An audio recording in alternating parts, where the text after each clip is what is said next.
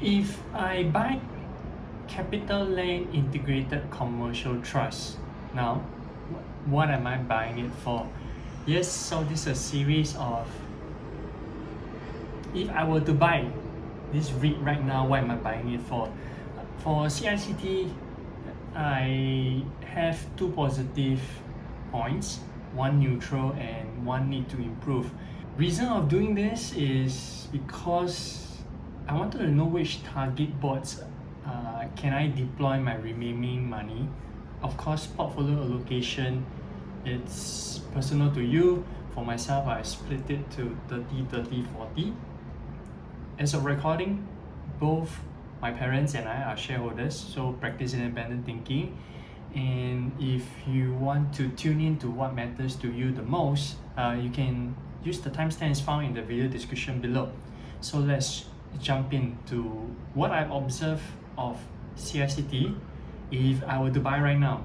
First is the Iron Orchard acquisition, which is 0.9% DPU accretion if you base it on first half 2024. I took a little bit more time to read through the acquisition document again, and this is something to take note, which is DPU accretion can be higher if the joint venture partner agrees to the tax transparency move. Currently, the structure is 17% corporate income tax.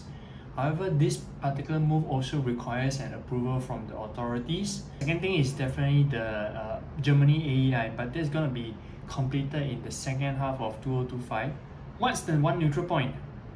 Recently, I wasn't really expecting this divestment of 21 Collyer. However, is it a good investment deal? So here's what I did. Understood what was the purchase price. They purchased it for 147 million in 2005. Recently, they sold it away from 688 million as the exit yield is less than 3.5%.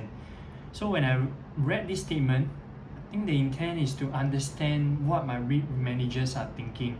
My own calculations, I know that the cost of that is around 3.5, 3.6 already. So if I continue to hold any property where the yield is lower than the cost of that, it doesn't make sense. Any point of time where there's a divestment opportunity, I guess I'll also divest. So what is the CAGR for the last 19 years? That's 8.5%. Is 8.5% normal, good, fabulous?